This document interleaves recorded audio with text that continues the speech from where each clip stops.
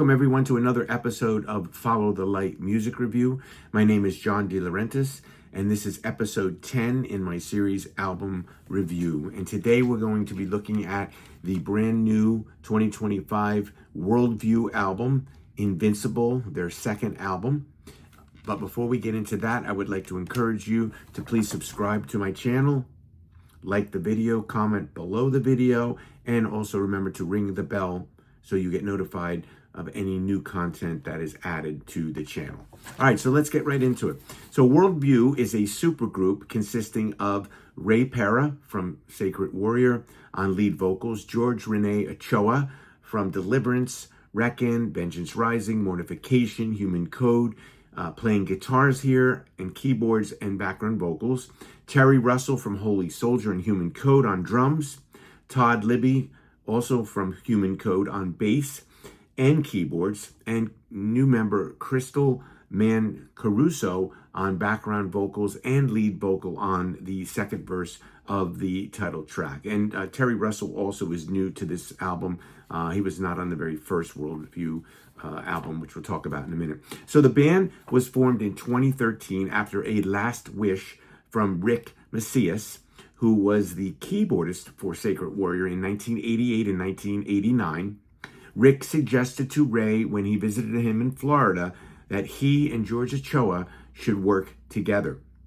Macias died in 2009 and did not live to see his wish become a reality when in 2015, George and Rey did indeed come together in the band Worldview, and they released their debut album, The Chosen Few, on M24 Records. Okay, and I have that here. You can see this here. This is the debut album, The Chosen Few. And Girder reissued this on vinyl. So this is the vinyl version of it. And this one is a really nice sleeve inside here with the band members, lyrics. And this one was also a colored vinyl. So let me show you that. I'll take out the poly sleeve here, and we can see that there it is. Nice orange color. So this is available, readily available on Girder Music's website, and this one came out in 2024 on vinyl for the 2015 release. And the CD is still available.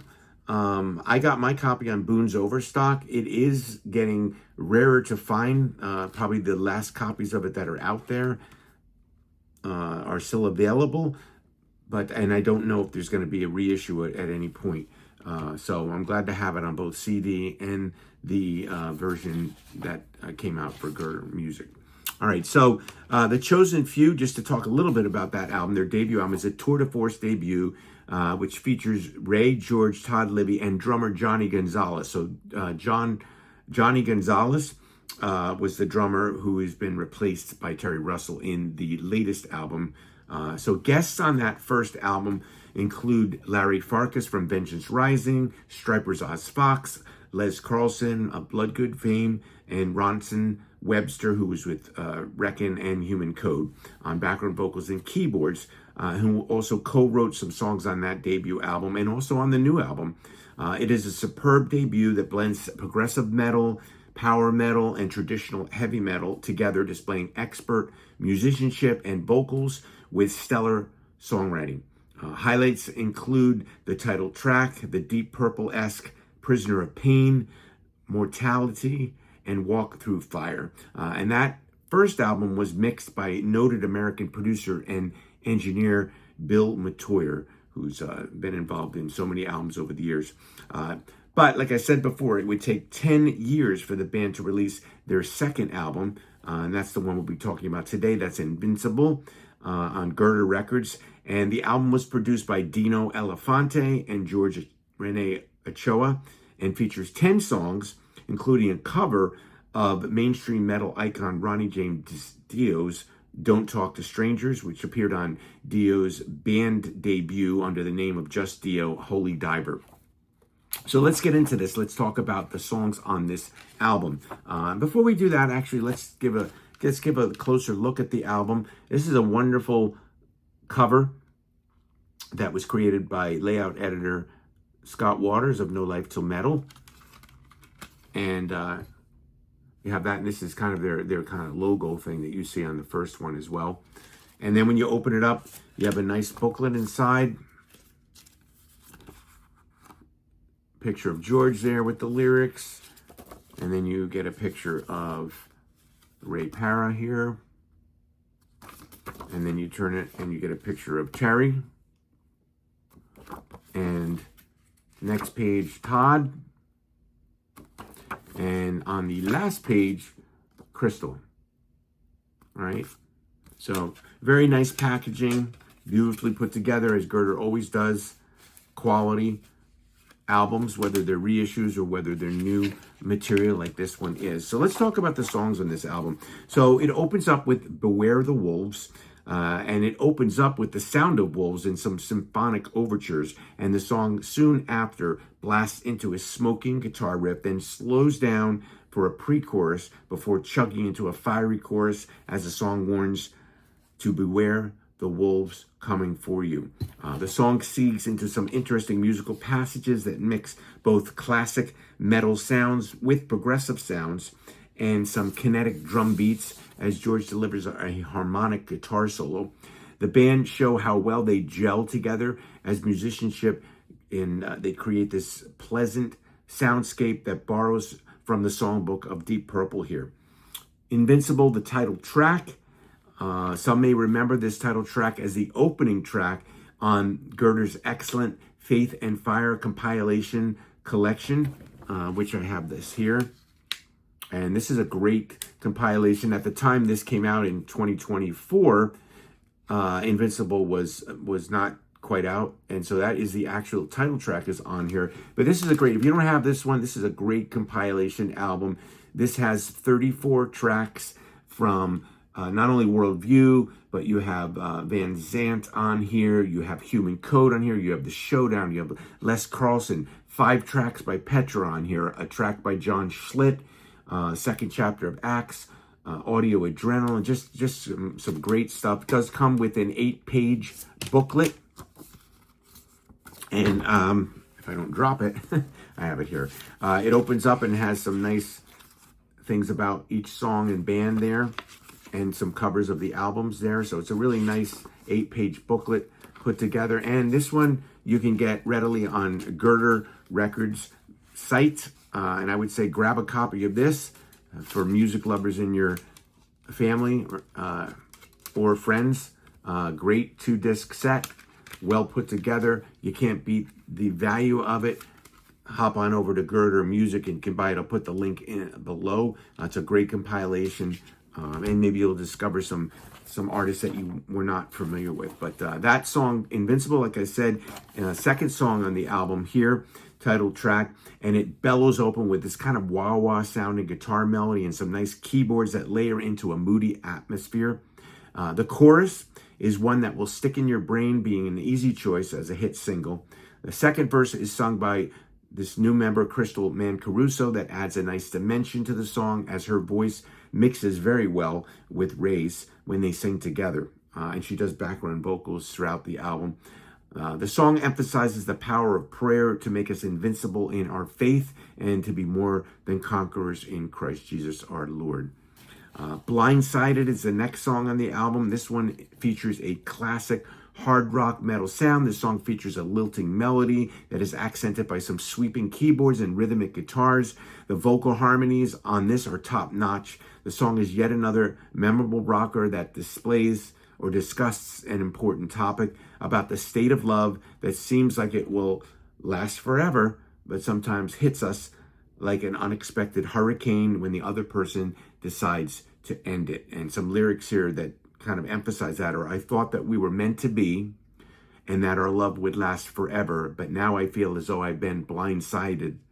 I never saw this coming. And of course, I'm sure, I know I've experienced it in my life, and I'm sure other people have experienced the loss of loved ones or relationships that you think are going to last forever. They're going to be there forever. It also speaks to the fact of the matter that we are mortal, right? And there is going to be a time that we depart this earth. And hopefully, if we know Christ as our Savior, we will be going to our permanent home in heaven. But in this particular song, it's talking about that breakage of a relationship you did not think was going to happen, and you're blindsided, you're caught off guard by surprise that it has come to an end.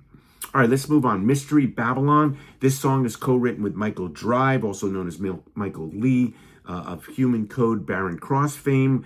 He co-wrote this song with George, and this one is a clarion call against the influence of Babylon, symbolic here of worldly or hellish paths that will lead us astray. The song is another symphonic metal barn burner that uses choral vocals to thrust forth its powerful message. And there is an incredible keyboard solo that is a highlight in this song. The song features additional background vocals by Larry Worley from Fear Not, Love Life, and solo album under his name as well. After this is Who's to Say. This is another hooky song that features a driving drum backbeat as it builds up to another slab of metal, melody-infused hard rock. Has a metallic and hard rock kind of wed to it with a lot of melody here. And it has one of Rey's best vocal performances, I think, on the record. It's amazing how Rey has lost none of his vocal power from his Sacred Warrior days. Makes me want to pull out my Sacred Warrior CDs and give them a listen, which I'm probably going to be doing soon. That would be a good band maybe to do a album ranking of. So look for that in the future. Maybe I'll do that as one of my next album rankings. There are some interesting musical flavors on this song that add ear candy to this sad song that again deals with the loss of someone in a relationship. George plays an emotive guitar solo that is absolutely one of the best on this album. Crystal's background vocals really add a nice dimension on the song, proving her to be a great addition to the band. And this is definitely one of my favorite tracks on the album, Who's to Say, is the name of the song. All right, now we move into a cover song, which might seem like a strange pick here, but they covered Don't Talk to Strangers. That's a song that has come from Dio's debut album, Holy Diver.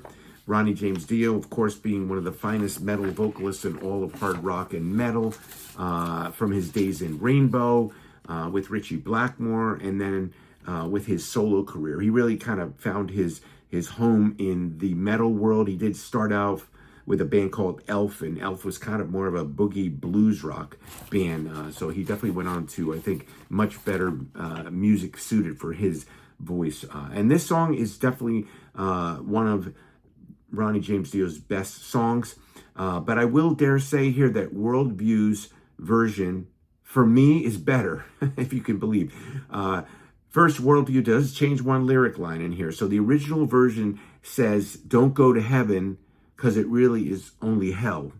In the Worldview version, it renders it, "Don't go to heaven and you'll live your life in hell." Kind of putting the Christian spin in there. Worldview's version opens up with this nice acoustic guitar played by Dino Elefante. The guitars then blast in while Rey sings with fiery passion and sings just as well as Dio. I'm going to say Dio, and I'm a fan of Dio's vocals. I loved him when he was in. I also forgot Black Sabbath. I can't forget that as well, that Dio not only sang for Rainbow, and of course with his solo band, but he also sang with Black Sabbath, kind of revitalized the band after Ozzy left with the Heaven and Hell album. But Rey Perra, I believe, is just as good a vocalist as Dio.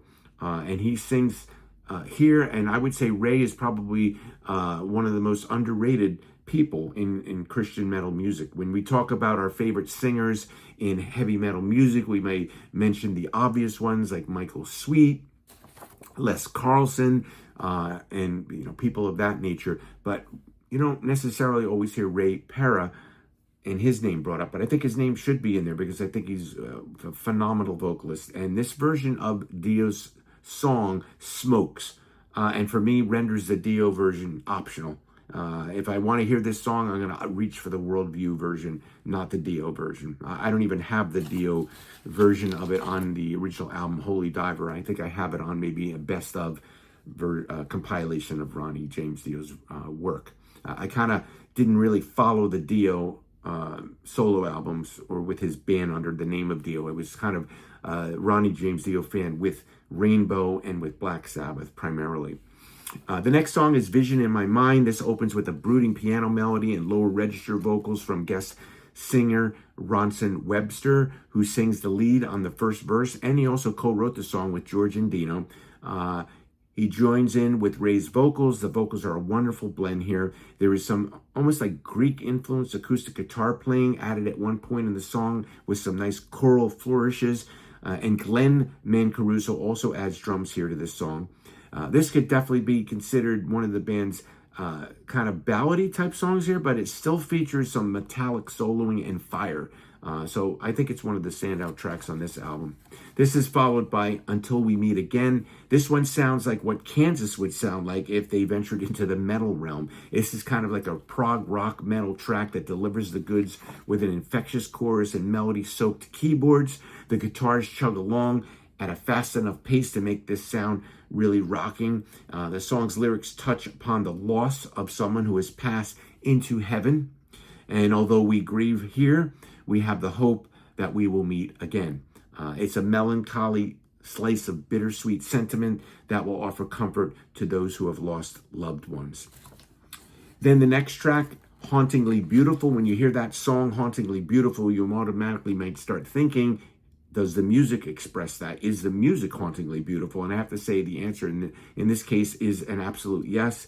The song is a slower paced rocker that features some symphonic instrumentation that drives the song into the ether of dreamy soundscapes.